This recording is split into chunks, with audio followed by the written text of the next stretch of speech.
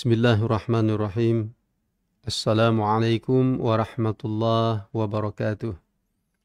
Alhamdulillah. Alhamdulillahi rabbil alamin. Qayyumus samawati wal ardiyyin. Mudabbiral khalaiq ajma'in. Ba'athar rusul salawatuhu. Jami'u ni'ami wa assalih mazim min fadli wa karamih. Ashhadu an la ilaha illallah. Wahdahu la syarika lah. Wa ashhadu anna Muhammadan abduhu wa rasuluh la nabiyya ba'dah. Allahumma anfa'na bima 'allamtana wa 'allimna ma yanfa'una wa zidna 'ilman ila 'ilmina. Permisa Al-Jam'iyatul Wasliyah TV yang dirahmati Allah Subhanahu wa taala. Kembali pada malam hari ini kita melanjutkan kajian hadis arba'in. Insyaallah kita akan memasuki hadis yang ke-6, hadis yang diriwayatkan oleh Abi Abdullah An-Nu'man bin Bashir radhiyallahu taala anhuma. Adapun lafaz hadis, matan hadis yang akan kita bacakan pada malam hari ini sebagai berikut. Qal sami'tu Rasulullah. Nu'man bin Bashir berkata, aku mendengar Rasulullah sallallahu alaihi wasallam bersabda, Innal halala bayyin wa innal harama bayyinun. Sesungguhnya yang halal itu sudah nyata dan yang haram itu nyata. Wa bainahuma umurun mushtabihat. Di antara yang halal dan yang haram itu umurun mushtabihat. Ada perkara-perkara yang tidak jelas. La ya'lamuhunna katsirun minan nas. Banyak orang yang tidak mengetahuinya. Faman ittaqa syubhat, barang siapa yang berhati-hati terhadap yang syubhat, faqad istabra'a lidinihi wa irdihi. Sesungguhnya ia telah membersihkan agama dan kewibawaannya. Wa man waqa'a fi syubhat, siapa yang jatuh dalam perbuatan syubhat, waqa'a fil haram, ia telah jatuh dalam perbuatan yang haram. Karra'i yar'a, seperti seorang pengembala kambing mengembalakan dombanya haulal hima, di tempat yang curam. Yushiku ayyar ta'afih, di tempat yang terlarang, diragukan nanti ia akan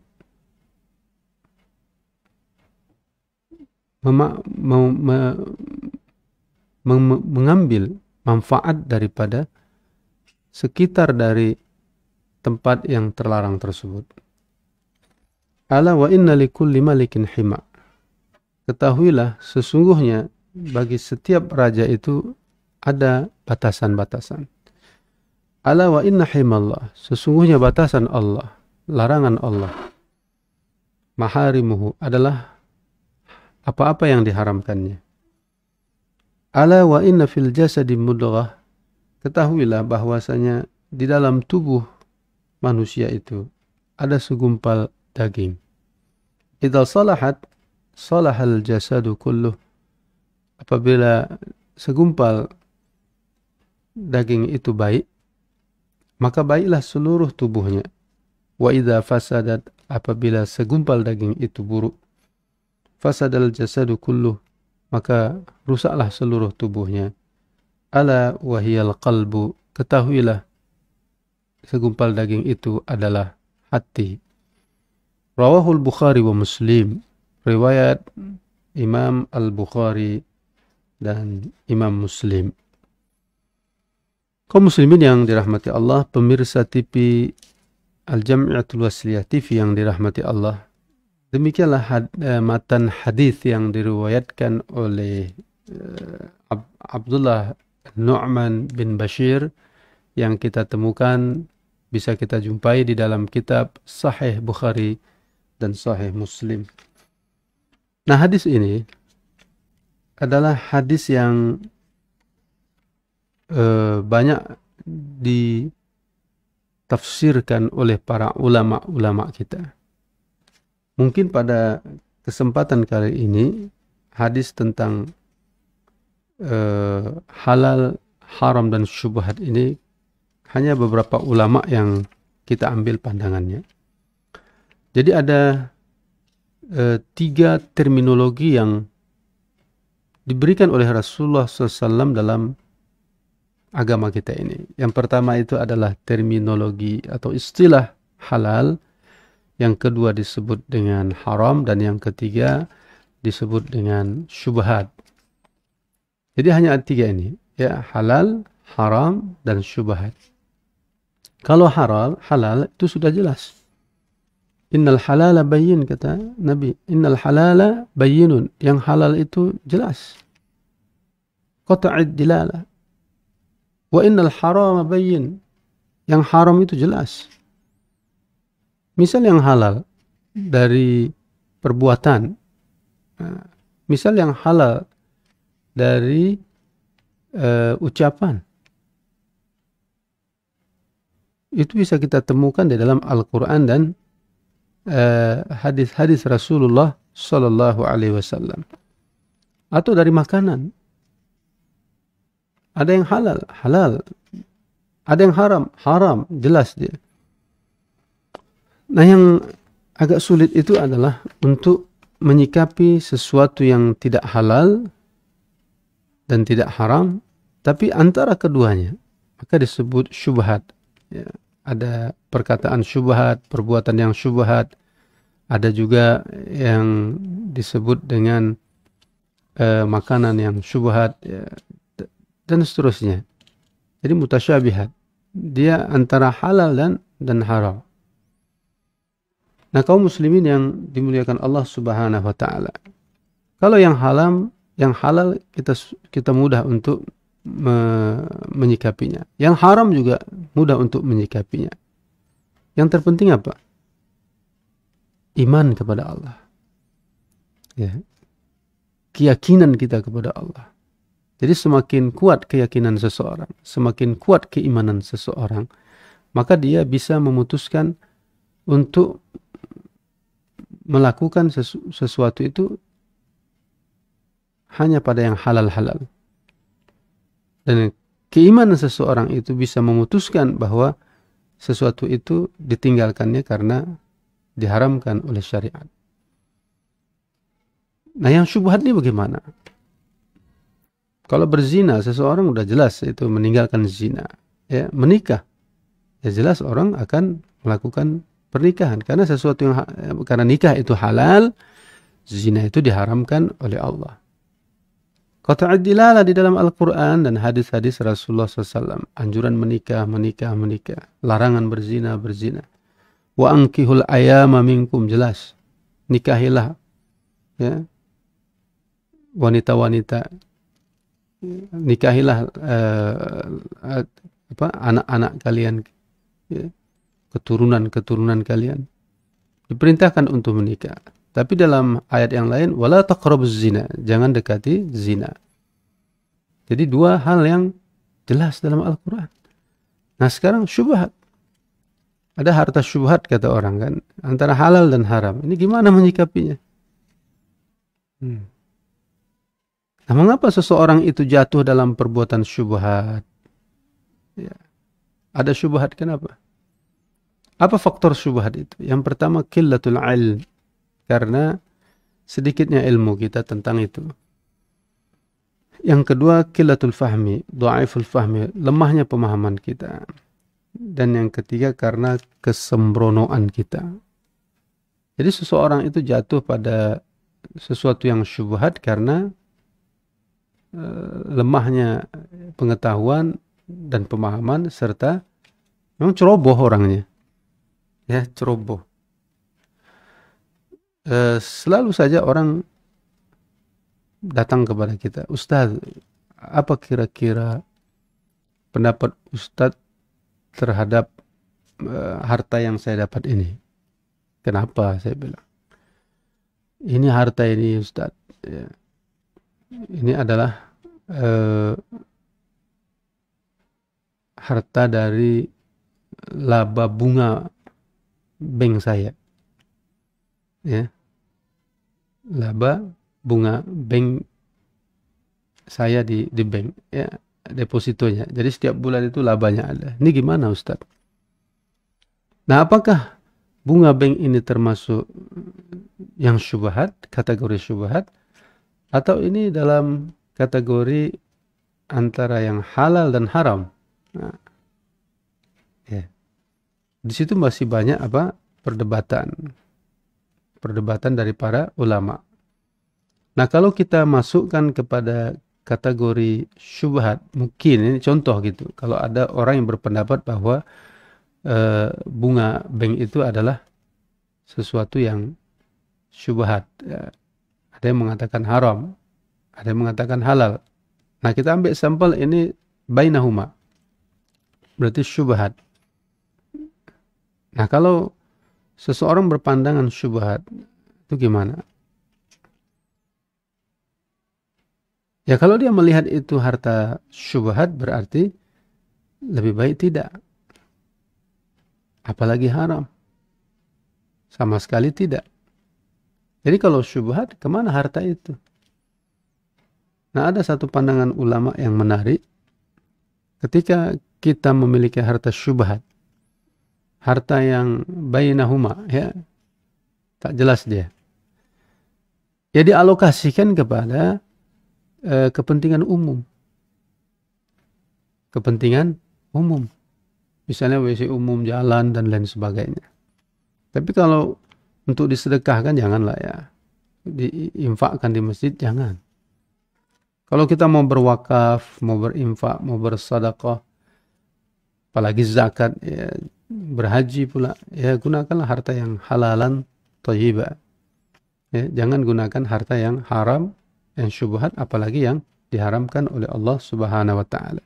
Jadi seseorang jatuh kepada perbuatan syubhat ini itu dikarenakan qillatul ilm, karena sedikitnya ilmu dan lemahnya pemahaman dia, atau kecerobohan. Tak peduli sama sekali. Jangankan hari ini yang halal Ustaz. Yang haram pun susah. Yang haram pun sulit. Memang begitulah permainan iblis, ya, permainan syaitan dalam menghilangkan, ya, rasa keimanan kita kepada Allah Subhanahu wa taala. Jadi kaum muslimin yang dirahmati Allah, Imam An-Nawawi, ya, menjelaskan hadis innal halala bayyinun wa innal harama bayyin ini. Kata beliau, ya, ikhtalafa al-ulama fil halal wal haram. Faqala Abu Hanifah rahimahullah, innal halala, apa itu halal? Apa itu halal? Kata Imam Abu Hanifah, ya, yang dinukil oleh Imam Asy-Syafi'i, Imam An-Nawawi, ya, al-halalu ma dalla ad-dalilu ala hillihi. Kata Imam An-Nawawi, halal itu adalah sesuatu yang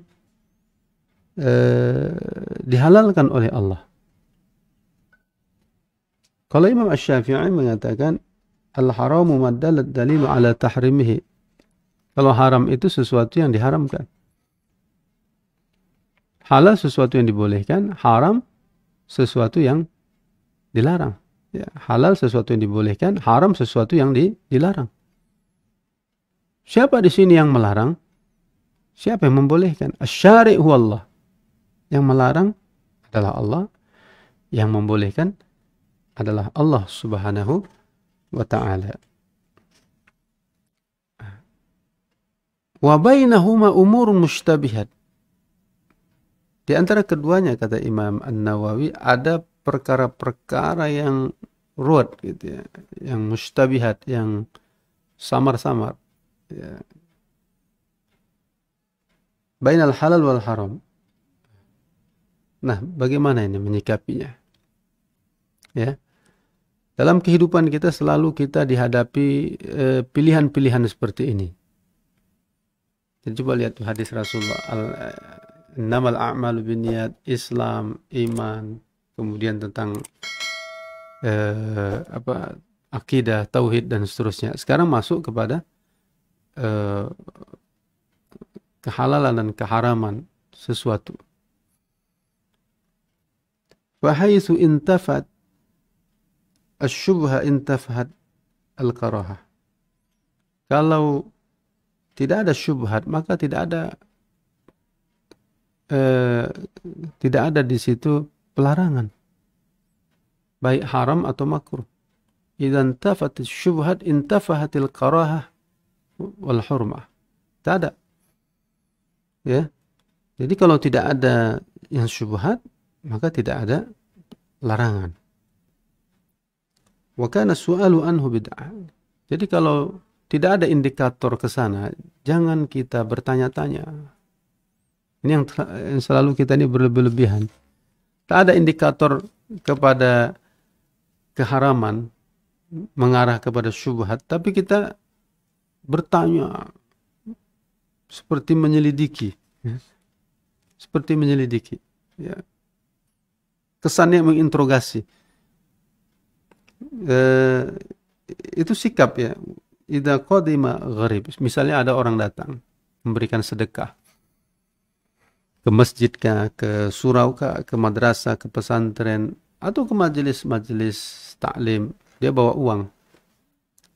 Kemudian kita bertanya, uang ini dari mana? Gak penting itu. Uang ini dapat dari mana? Uang ini halal atau haram? Ya, kalau ada orang bersedekah, kalau indikator keharamannya tidak ada, jangan menyelidiki. Jadi kata Imam An-Nawawi, idza qadima gharibun bimata'i bai'ihi fala yajibul bahsu an zalik. Jadi kalau ada orang datang membawa wakaf, infak, sedekah, jangan diselidiki dari mana asal usulnya, katanya. Atau ada orang berdagang, bawa bahan-bahan dagangannya. Kemudian kita selusuri, ini barang-barang ini pakai apa ini membawanya? Ada nggak unsur-unsur yang haram? Ya, nggak penting itu. Ya, ini buah kol ini, buah tomat ini pupuknya apa ini? Dari apa? Idzan tafat, ya, apabila tidak ada syubhat, tidak ada syubhat di situ, intafat il-karaha.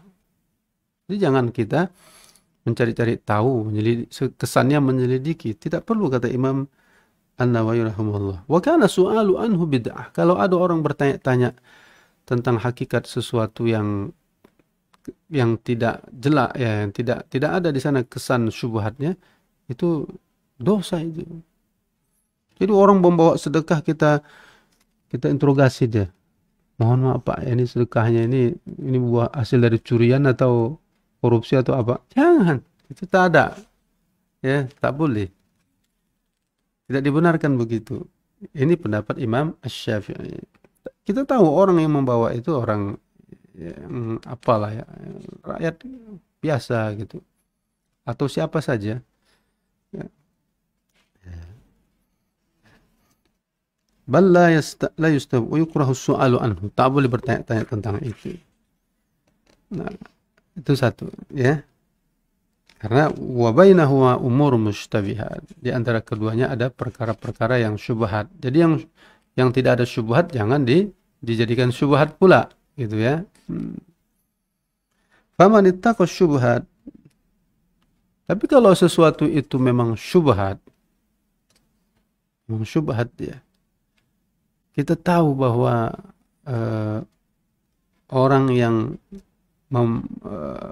membawa barang tersebut adalah orang yang sudah dikenal, ya, seorang penjudi, dan dia memang seorang rentenir. Kemudian dia jelas ini dia, ya, itu pekerjaan intinya, datang ke kita memberikan apa? Memberikan sumbangannya, Itu gimana? Mikir-mikir kita menerimanya. Saya ada baca di dalam buku Al-Azkar ya, Syekh Asy-Syalabi. Suatu ketika Syekh Ahmad Syalabi, beliau diundang oleh tetangganya untuk menghadiri walimah apalah gitu ya, bukan walimatul urus. Dia menjadi seorang pejabat. Diundanglah syukuran atas naik jabatan. Jadi kata Syekh Ahmad Syalabi, saya insya Allah datang tapi hidangkan kepada saya sesuatu yang halal ya. Yang halal. Baik Tuan Guru katanya, yang halal. Pendek cerita, kaum muslimin datanglah Syekh Ahmad Syalabi tadi ke majelis walimah tadi. Selesai zikir dan doa, kemudian dihidangkanlah makanan. Masya Allah, ketika para tetamu ingin menyantap makanan, makanan yang di depan Syekh Ahmad Syalabi tadi, ulama besar di Mesir ya, berubah makanan itu menjadi ulat. Ya apa? Belatung. Ini ada bukunya sama saya ya. Belatung. Dipanggillah sahibul bait, ta'ala huna ta'ala huna. Qad qultu laka alla tuqaddimuni syai'an minal haram. Aku kan sudah bilang sama engkau, jangan menghidangkan kepadaku sesuatu yang diharamkan. Coba lihat nih, belatung. Kaget itu si sahibul bait. Kata sahibul bait, wallahi ya syekhi, demi Allah, tadi yang kuhidangkan adalah makanan yang halal. Kok bisa berubah? Itu mereka itu makan semuanya dalam makan makanan yang halal. Kata syekh itu dengan membisikkan ke telinganya, kira-kira hasil dari apa kau hidangkan makanan ini? Langsung dia terhenyuk, minta maaf dia. Minta maaf dia. Ini uang hasil rentenir saya katanya. Jangan buat lagi. Nanti undang saya. Insya Allah saya datang. Dan saya akan mendoakan lagi. Pulang dia. Subhanallah. Itulah warak tadi. Orang yang warak, orang yang dekat dengan Allah Subhanahu wa ta'ala, diberi karomah. Artinya karomah itu Allah muliakan dia. Dengan zikirnya, dengan dakwahnya, dengan ibadahnya. Sehingga dia tidak memakan sesuatu yang dilarang oleh Allah. Pendek cerita, setelah beberapa bulan diundang lagi, ya, dia pun bilang dengan ungkapan yang sama, dia datang, akhirnya makan dia. Tidak berubah menjadi belatung. Begitulah orang yang menjaga. Ya, kata Nabi SAW, famanittaqas syubhat. Jadi kalau ada orang yang berhati-hati terhadap syubhat, faqad istabra'a li dinihi wa 'irdihi. Pasti orang itu akan dibersihkan Allah. Ya, agamanya dibersihkan Allah. Kewibawaannya juga akan dibersihkan oleh Allah Subhanahu wa taala. Itu permisah. Jadi Syekh Ahmad Syalabi tadi itu contoh itu. Allah yarhamnya, baru meninggal beberapa tahun yang lalu. Ada fotonya sama saya. Ahlul Dzikir ya, di Mesir tinggalnya. Usianya 80-an tahun meninggal, enggak salah saya. Kaum muslimin yang dirahmati Allah Subhanahu wa taala. Jadi kata Rasulullah SAW, siapa yang menjalani kehidupan ini ya dengan penuh kehati-hatian, tidak sembrono, hati-hati betul.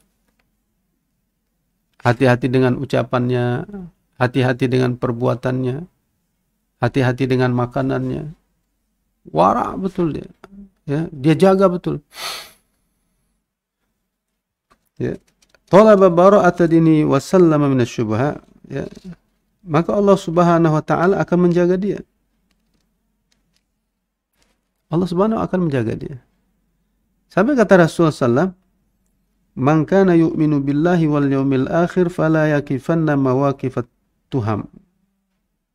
Ya, barang siapa yang beriman kepada Allah dan hari akhirat, fala yakifanna mawaqifat tuham. Maka jangan sampai dia jatuh dalam perbuatan yang syubhat tersebut. Penuh hati-hati. Ya, sikapnya penuh hati-hati. Kehati-hatian, rasa takut kepada Allah Subhanahu wa taala. Sampai kata Imam Ali karramallahu taala, "Iyyaka wa ma yasbiqu ila al-qulubi inkarah, wa in kana 'indaka i'tizaruhu, farubba sami'i naqran, la tastati'u an tasmi' uzran." Jadi, wa ma yasbiqul qulub ila inkarihi. Jangan sampai hati kita ini ya jatuh ke dalam sesuatu yang mungkarat. Ini masalah hati kan? Masalah hati, penyikapan saja. Jadi ada orang bertanya kepada Rasul, ya Rasulullah, ma bika ya sahibi, ada apa? Aku istafti, aku ingin minta fatwa darimu. Aku ingin pendapatmu ya Rasulullah. Bagaimana nih? Nah, biasanya kalau orang ingin minta pendapat kita, itu ada sesuatu yang tak jelas gitu.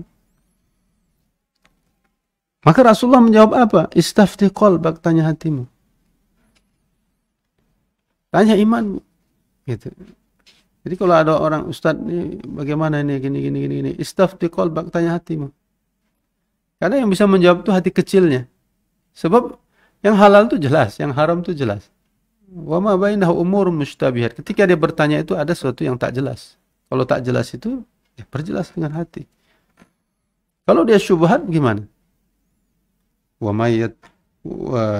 Faman ittaqa syubhat faqad istabra. Jadi yang bagus itu hati-hati.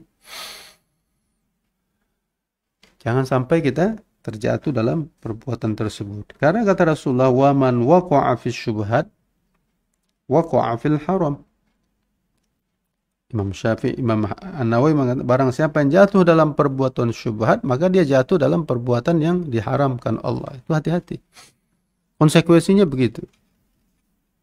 Ya, konsekuensinya begitu. Ayyaqa fil haram wa huwa yazunnu annahu laisa biharamin. Yang terbiasa dengan yang syubhat tadi. Ya. Atau ada yang haram disubhat-subhatkan ya. Udah jelas haram tapi disubhat-subhatkan. Nah, itu bahaya itu. Ini memang dia syubhat. Ya. Sampai kata Rasulullah, "Wa man waqa'a fi syubhat waqa'a fil haram." Kalau seseorang yang jatuh pada perbuatan syubhat, bisa jadi nanti lambat laun dia terbiasa ya sehingga jatuh kepada perbuatan yang diharamkan oleh Allah Subhanahu wa taala. Awalnya syubhat, lambat laun apa? Haram, lambat laun apa? Kufur. Itu yang kita takutkan. Ya. Makanya kata Imam Asy-Syafi'i, Imam An-Nawawi rahimahullah, sidang permisah yang budiman, ya, qad qaraba ay yaqa'a fil haram, ya, al-ma'asi yuridul kufur. Jadi seseorang itu tidak langsung jatuh kepada kekufuran, kata Imam An-Nawawi, tapi tadarruj, dia bertahap. Ini yang dikhawatirkan Rasulullah. Man waqa'a fi syubhat, ya, waqa'a fil haram. Maksudnya bukan dia dengan syubhat itu jatuh kepada haram pada ketika itu. Tapi kata Imam An-Nawawi, yang kita takutkan itu adalah idza waqa'at fil mukhalafah tadarrajat min mafsadah. Dia tadarruj, bertahap dia. Hari ini memang syubhat. Lambat laun nanti jatuh kepada yang kebiasaan syubhat, akhirnya jatuh kepada haram. Lambat laun bukan haram lagi, kufur. Bukan kufur lagi, kafir alias murtad. Ya. Ini yang kita takutkan, katanya. Waqa'a fil haram. Ya. Kalau bahasa Al-Quran itu, wala tattabi'u khutuwatis syaitan. Jangan kamu ikuti langkah-langkah syaitan. Itu step by step. Awalnya begitu, syubhat. Harta syubhat. Ya. Bermain di pada harta syubhat. Kalau bahasa apanya ini orang sufi, wara, ya. Ihsan dia. Hati-hati betul. Ada guru saya dulu.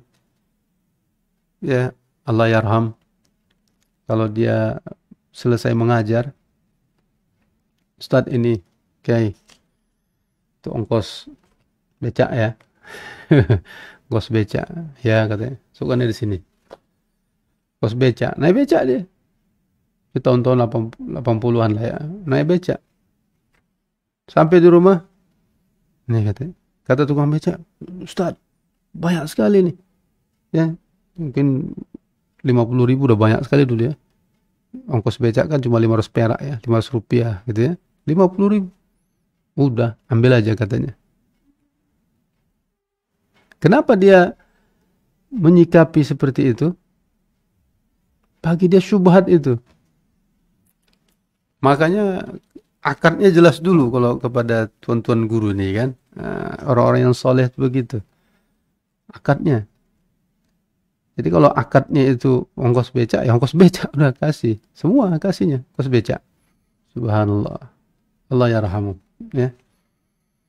Jadi bisa saja dia ambil uang itu, dia manfaatkan untuk yang lain. Ya. Bukan untuk tukang becak. Tapi baginya itu udah syubhat.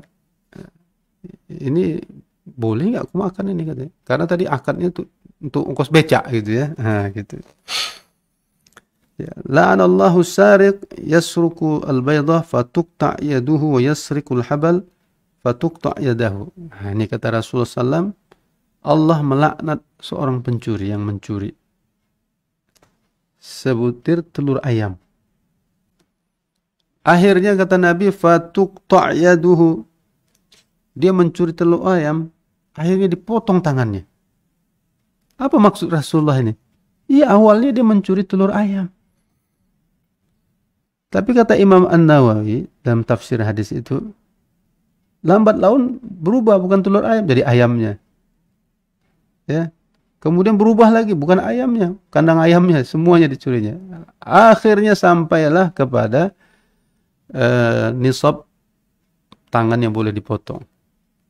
Jadi mencuri itu dari hal-hal yang kecil. Mungkin dari hal yang syubhat dulu. Makanya famanittaqo syubhat faqad istabra'a lidinihi wa 'irdihi. Faman waqa'a fi syubhat waqa'a fil haram. Jadi hati-hati. Rasulullah sudah mewanti-wanti supaya kita jangan teledor ya. Ini ulama yang saya katakan tadi. Syekh Ahmad Syalabi. Allah yarham guru saya itu. Ya.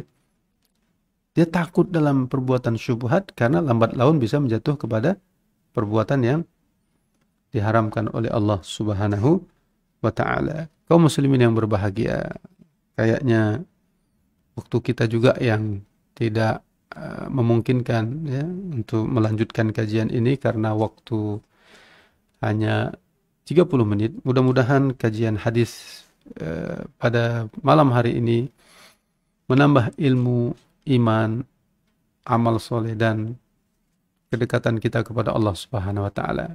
Mari saling mendoakan supaya kita terhindar dari sesuatu yang dari yang haram, yang nyata, dan juga terhindar dari sesuatu yang syubhat antara halal dan haram. Wallahu a'lam bissawab. Wabillahi taufiq wal hidayah. Wassalamualaikum warahmatullahi wabarakatuh.